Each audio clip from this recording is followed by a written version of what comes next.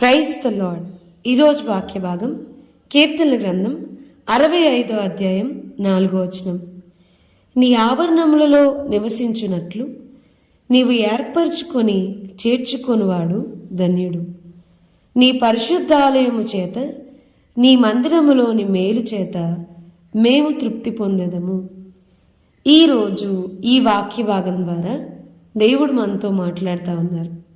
ఈ కీర్తన గ్రంథం 65వ అధ్యాయం 4వ వచనం కనుక మనం చూస్తే, నీ ఆవరణములలో నివసించున్నట్లు నీవు ఏర్పరచుకొని చేర్చుకొనివాడు ధన్యుడు. నీ పరిశుద్ధాలయము చేత నీ మందిరములోని మేలు చేత మేము తృప్తి పొందెదము.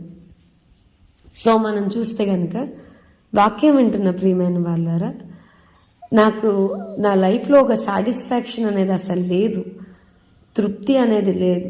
చాలాసార్లు మనుషులు వెనుకబడ్డాను, చాలాసార్లు డబ్బు సంపాదిస్తే చాలు అదే లైఫ్ అని అనుకున్నాను. But I don't have any satisfaction at all. చాలా మంది చుట్టాలు ఉంటే, చాలా బలగం ఉంటే చాలు అనుకున్నాను, కానీ తృప్తి కలగలేదు. చాలా చదువు ఉంటే చాలు అనుకున్నాను, టాప్ స్కోరర్గా ఉంటే చాలు అనుకున్నాను, కానీ I don't have any satisfaction at all. తృప్తి అనేది నా లైఫ్లో లేదు. చాలా వాటిల్ వెనక పరిగెత్తాను, but I don't have any satisfaction. తృప్తి అనేది లేదు. ఇంక ఇది మాత్రం ఉంటే చాలు అని నా లైఫ్లో ఏది అనిపించలేదు అని అనుకుంటే కనుక నాకు అసలు తృప్తి అనేది లేదు, నాకు సాటిస్ఫాక్షన్ అనేది లేదు అంటే కనుక here I will show you. మనం బైబిల్లో మనం చూస్తే కనుక ఈ కీర్తన గ్రంథం 65లో కీర్తనకారుడు అంటున్నాడు కదా, అయ్యా నీ పరిశుద్ధాలయము చేత నీ మందిరంలోని మేలు చేత మేము తృప్తి పొందుతా ఉన్నాము అని రాస్తున్నాడు. నేను మీతో డామ్ షూర్గా చెప్పగలను, మనం ప్రభువుని ఎప్పుడైతే ఆయన మందిరంలో సమయాన్ని గడుపుతామో, ప్రభుతో మనం సమయాన్ని గడుపుతామో, మనం పొందుకునే ఆ ఓవర్వెల్మ్డ్ విత్ జాయ్, సంతోషం చేత మన హృదయం పొంగి పొరులుతున్నప్పుడు కలిగే తృప్తి ఉండిద్ది చూశారు, అది మనం మాటల్లో వర్ణించలేం. నేను మీతో చెప్పగలను, ప్రభు దగ్గరికి వచ్చిన తర్వాత నేను అనాథను అన్న పదం మన లైఫ్లో కంప్లీట్గా మనం మర్చిపోతాం. నేను ఒంటరిని అన్న పదం కంప్లీట్గా మనం మర్చిపోతాం.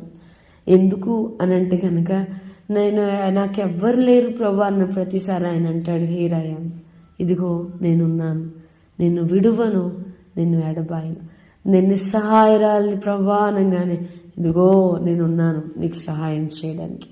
ప్రభా నన్ను అందరూ తృణీకరిస్తున్నారు ప్రభా, నన్ను ఎవ్వరు ఎన్నిక చేయట్లేదంటే వాళ్ళేంది ఎన్నిక చేసేది, నేనున్నా. I'm the God who chosen you, నిన్ను ఏర్పాటు చేసుకుంది నేను, నిన్ను ఎన్నిక చేసుకుంది నేను అని ప్రభు మాట్లాడుతూ వస్తున్నాడు. ఆయనతో మనం ప్రార్థనలో ఎప్పుడైతే ఏకాంతంగా ఒంటరిగా సమయాన్ని గడుపుతామో, మనకి మన ప్రాణాత్మ దేహాలకి మరి ఒక సంతోషకరమైన తృప్తిని మనం పొందుకుంటాం. కీర్తనలు 65:3లో కీర్తనకారుడు అంటున్నాడు, అయ్యా నీ వాక్యాన్ని నేను ధ్యానిస్తున్నప్పుడు క్రొవ్వు మెదడు నాకు దొరికినట్లుగా నా ప్రాణం తృప్తి పొందుతూ ఉంది.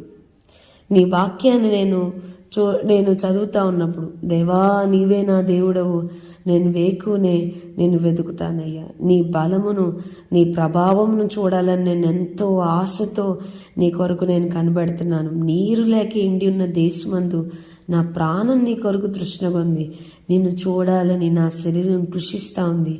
నీ కృప జీవము కంటే ఉత్తమం ప్రభా, నా పెదవులు నిన్ను స్తుతిస్తాయి. నేను జ్ఞాపకం చేసుకున్నప్పుడు రాత్రి జాములందు నేను ధ్యానం చేస్తా ఉన్నప్పుడు క్రొవ్వు మెదడు నాకు దొరికినట్లుగా నా ప్రాణం తృప్తి పొందుతుంది. ఎప్పుడైతే వాక్యాన్ని నేను ధ్యానిస్తూ ఉన్నాను, ఎప్పుడైతే నేను ఆశపడతా ఉన్నాను, నీ ముఖ దర్శనం నాకు కావాలి, నేను చూడాలి అని నేను కోరుకుంటా ఉన్నాను, క్రొవ్వు మెదడు దొరికినట్లుగా నా ప్రాణం తృప్తి పొందుతుంది. దేవుని సన్నిధిలో ఆ సాటిస్ఫాక్షన్ మనకి దొరుకుతుంది. మనం వాక్యాన్ని ధ్యానం చేస్తున్నప్పుడు ఆశతో దేవుని వాక్యాన్ని ఆయనే మాట్లాడతాడో, మనలో ఉన్న లోపాలేంటో అవి సరిచేయబడాలని మనం ఎప్పుడైతే కోరుకొని వాక్యం ముందు కూర్చుని చదువుతూ ఉంటామో మనకు ఒక సాటిస్ఫాక్షన్, ఒక తృప్తిని దేవుడు మన జీవితంలో ఇస్తాడు. కీర్తనలు 90:14 కీర్తనకారుడు అంటాడు కదయ్యా, ఉదయం నీ కృపతో మమ్మను తృప్తిపరచు. ఆ కృపతో నన్ను కంప్లీట్ సాటిస్ఫాక్షన్ నాకు దయచేయమని అడుగుతున్నాడు. సో ఈరోజు నాకు అసలు ఎక్కడా కూడా సాటిస్ఫాక్షన్ లేదంటే, బీ ఆన్ యువర్ నీస్, మీ ప్రార్థనా గదిలోనికి వెళ్ళండి, ప్రభుతో మాట్లాడడం మొదలు పెట్టండి, తృప్తి కలిగేంత వరకు ఆయన పాదాల దగ్గర కూర్చోండి. హేర్ ఇస్ ఎ గాడ్, మన హృదయమును మన ప్రాణమును తృప్తిపరిచేవాడు. వాక్యం చెప్తుంది, ఆయన ఆశగల ప్రాణమును తృప్తిపరిచేవాడు. ఆయన తన గుప్పిలు విప్పి ప్రతి జీవి యొక్క కోరికను తృప్తిపరిచేవాడు. మన కంప్లీట్ సాటిస్ఫాక్షన్ లోకంలో వేరెక్కడా ఉండదు. డబ్బులో, పేరు ప్రఖ్యాతుల్లో, విలువైన వేటిలో ఉండదు, కానీ ఆయన సన్నిధిలోనే, ఆయన వాక్యాన్ని మనం ధ్యానిస్తున్నప్పుడే కంప్లీట్ సాటిస్ఫాక్షన్, పర్ఫెక్ట్ సాటిస్ఫాక్షన్ అనేది, సంపూర్ణమైన తృప్తి అనేది మన ప్రాణాలకి దొరుకుతుంది. సో దేవుడు మన ప్రార్థనా జీవితాలను కట్టునుగాక. ప్రార్థన చేసుకుందాం.